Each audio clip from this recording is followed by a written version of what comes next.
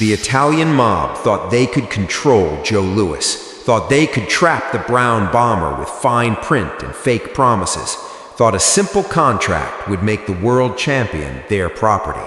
They thought wrong, because when Bumpy Johnson walked into that office on August 14th, 1940, he wasn't carrying a contract, he was carrying his razor. And what he did to those three mobsters made them tear up the paperwork and flee Harlem forever. August 14th, 1940, Harlem, New York. Joe Louis was 26 years old and the most famous black man in America, the heavyweight champion of the world, the Brown Bomber, the man who'd knocked out Max Schmeling in front of 70,000 people and proved to the world that black excellence couldn't be denied. In the ring, Joe Louis was invincible. Outside the ring, he was a target. Because Joe had a problem that a lot of successful black men had in 1940. He was making money, but he didn't know how to keep it. Boxing purses came in fast, $100,000 for a title defense, but left faster. Taxes, family, hangers-on, bad advice. Joe was getting rich and going broke at the same time, and the Italian mob saw an opportunity. On this August afternoon, Joe was sitting in a small office on 125th Street. Not a gym, not a training facility, just a cramped room with peeling paint and a single desk. Across from him sat three men in expensive suits. Vincent Gallo, mid-50s, slick hair, the kind of smile that made promises it never intended to keep. Frank the Fixer Marino, thick-necked, quiet, the muscle pretending to be a businessman. And Anthony DiNapoli, younger, nervous energy, the one who did the actual paperwork. They weren't boxing promoters, they were investment advisors. On the desk between them sat a contract, 15 pages, small print, and a proposal that made Joe's eyes light up. The Cotton Club investment opportunity. "Joe," Gallo said, his voice smooth as honey, "you're making great money now, but what happens when you retire, when the punches stop coming? You need to think about your future." He slid a brochure across the desk, glossy photos of the Cotton Club, Harlem's most famous nightclub, elegant, expensive, profitable. "We're expanding, opening 3 more locations, Harlem, the Bronx, Brooklyn. We need investors, smart investors, people who understand entertainment, who have name recognition." Frank leaned forward. "You put in $50,000, Joe. Within 2 years, we'll triple it. $150,000, guaranteed. Plus, you get a percentage of all 3 clubs, 10% ownership, your name on the door. Joe Louis's Cotton Club. Can you imagine?" Joe could imagine.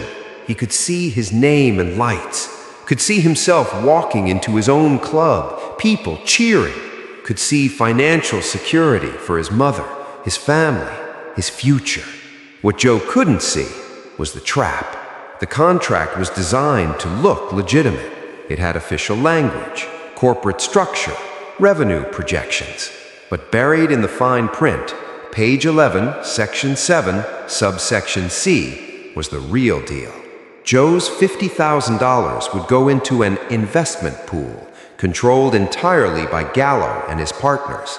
The guaranteed returns were contingent on performance metrics that would never be met. The 10% ownership was in a shell company that didn't actually own the clubs. And if Joe tried to pull out, he'd owe them $100,000 in early withdrawal penalties. It was a classic mob scam. They'd done it to boxers, musicians, athletes, put their money in, never see it again, end up owing more than they started with. Joe Louis, genius in the ring, innocent outside it, didn't see any of this. "I don't know," Joe said slowly. $50,000 is a lot of money. That's almost everything I got saved. Maybe I should talk to my manager." "Your manager doesn't understand investment," DiNapoli cut in quickly. "This is high-level business. You need specialists, people who know Harlem, who know nightclubs, who know how to make money work." "Plus," Gallo added, "this opportunity closes tomorrow. We got other investors lined up. Sugar Ray Robinson, some musicians. You walk away now, that's it. Gone." It was a lie. There were no other investors. This trap was built specifically for Joe Louis. Joe reached for the pen. That's when the door opened. Bumpy Johnson didn't knock, didn't announce himself, just walked in like he owned the place, which, in every way that mattered, he did. At 35 years old, Bumpy was Harlem's undisputed king. 3 years out of Sing Sing, he'd taken over the numbers racket, established his protection network, and made it clear to every Italian gangster in New York, Harlem was his. He was wearing a charcoal three-piece suit, white shirt, black tie, and in his waistband, the straight razor that had carved his reputation into Harlem's streets. Bumpy's eyes moved from Joe Louis, pen in hand, to the 3 Italians. His face didn't change, didn't need to. "Joe," Bumpy said calmly, "put the pen down." Joe looked up, confused. "Bumpy, I'm in a meeting?" "I know what you're in. Put the pen down." Joe set the pen on the desk.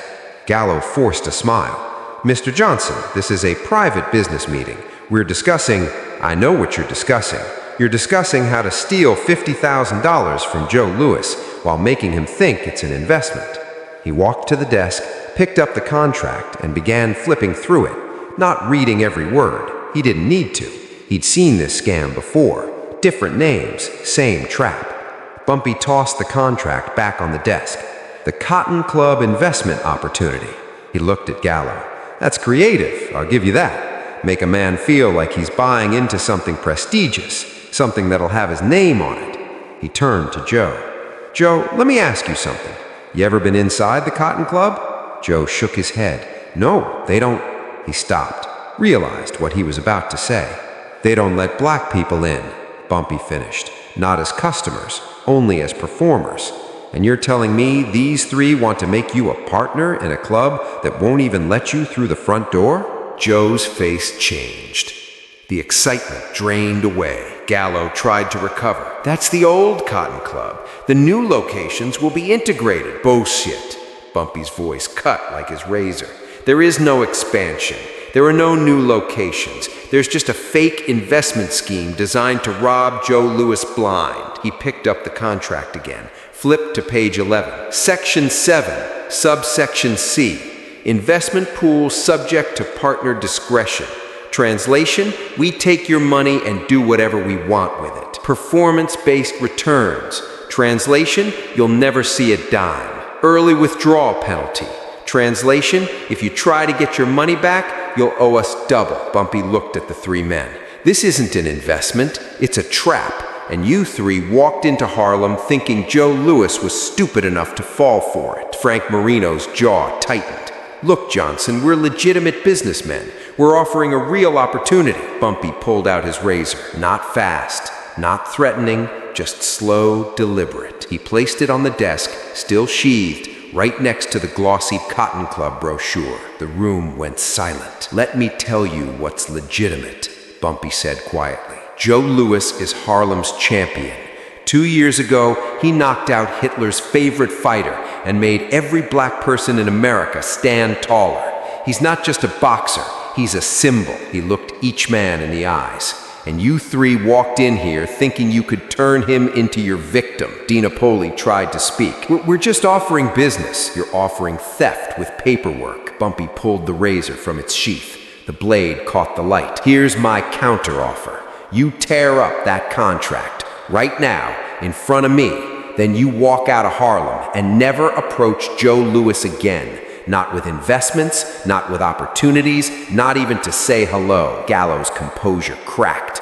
We have connections. We work with people." "I don't care who you work with. In Harlem, I am the connection, and Joe Louis is under my protection." He held up the razor. "You know what this is for? It's not for cutting paper. It's for cutting people who forget where they are. People who think they can walk into my neighborhood and rob my people." His voice dropped to a whisper. "So here's what happens next. Either you tear up that contract, or I use this razor to carve thief on your foreheads. Then I make sure every gangster, every businessman, every hustler from here to Chicago knows you tried to steal from Joe Louis." He let that sink in. "You'll never work again. Nobody will trust you.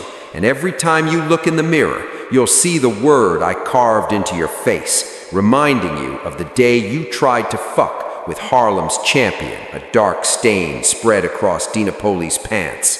Frank's hands were shaking. Gallo had gone pale. "We'll tear it up," Gallo stammered. "We'll tear it up right now." Smart choice. Bumpy watched as Gallo picked up the contract with trembling hands and began writing, page by page. 15 pages reduced to confetti. When it was done, Bumpy turned to Joe. "Joe, these gentlemen are leaving.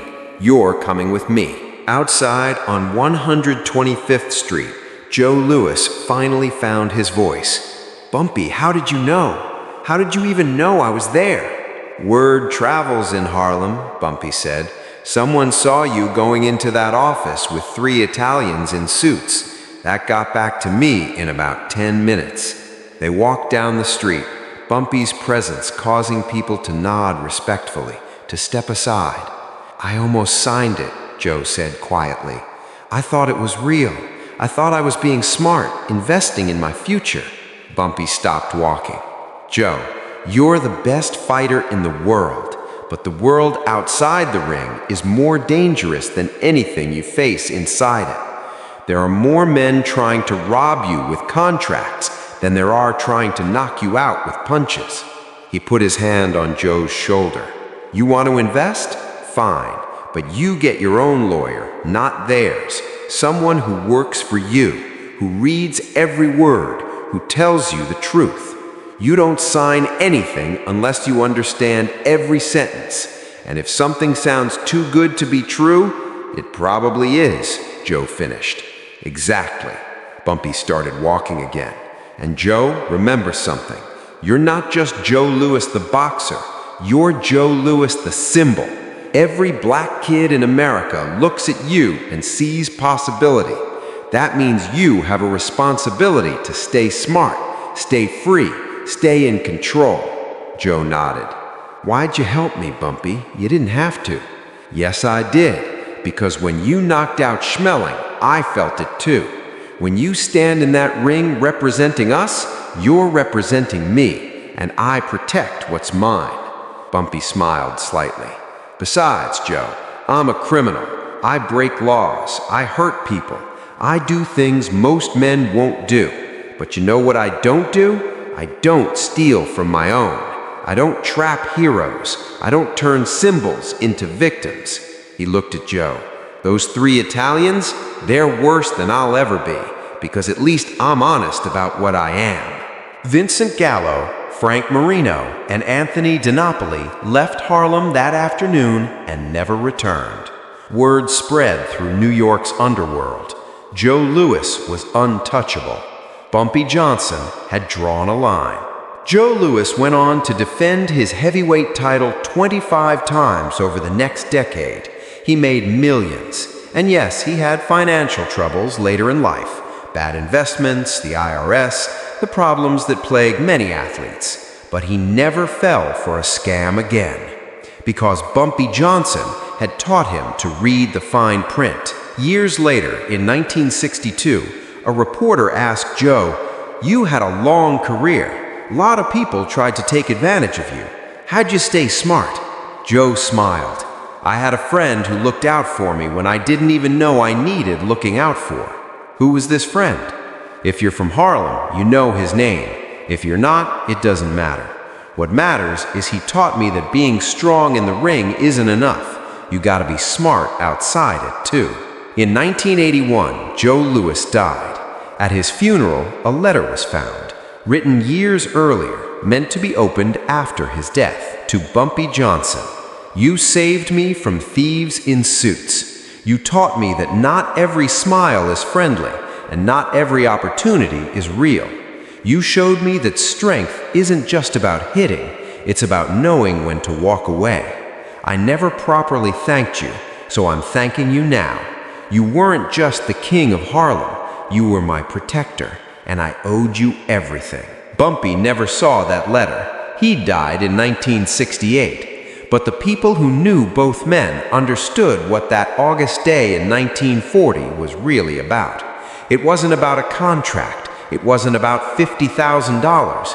It was about a principle. Harlem protects its own. Heroes don't get robbed on our watch, and anyone who tries learns the hard way, one razor cut at a time. If this story of protection, wisdom, and power moved you, hit that subscribe button and smash that like.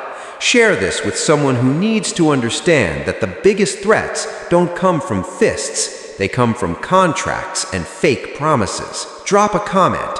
Have you ever almost fallen for something that seemed too good to be true? Let's keep these untold stories alive. Bumpy Johnson protected Harlem's legends, and their stories deserve to be told.